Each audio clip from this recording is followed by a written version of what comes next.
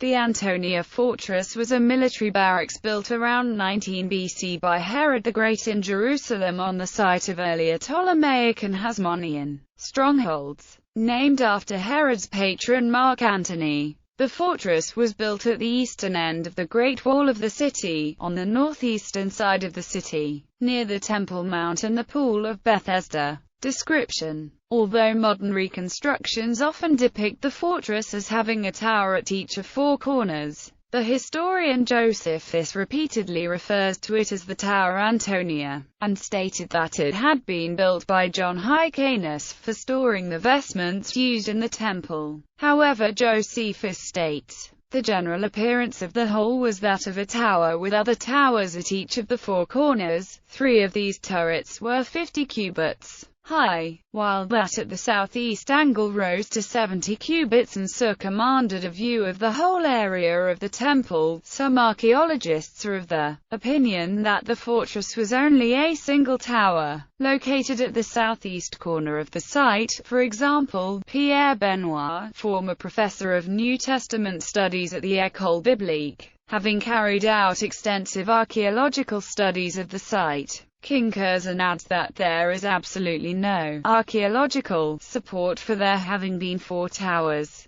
Josephus placed the Antonia at the northwest corner of the colonnades surrounding the temple. Modern depictions often show the Antonia as being located along the north side of the temple enclosure. However, Josephus' description of the siege of Jerusalem suggests that it was separated from the temple enclosure itself and probably connected by 2 colonnades with a narrow space between them. Josephus' measurements suggest about a 600-foot separation between the 2 complexes. Prior to the First Jewish-Roman War, the Antonia housed some part of the Roman garrison of Jerusalem. The Romans also stored the high priest's vestments within the fortress. The Antonia was destroyed in 70 AD by Titus' army during the siege of Jerusalem. Titus captured the fortress as a precursor to attacking the temple complex. He had the Antonia leveled to allow passage of siege materials to the temple, site of Pilate's praetorium. Traditionally, it has been thought that the vicinity of the Antonia fortress later became the site of the praetorium, and that this latter building was the place where Jesus was taken to stand before Pilate.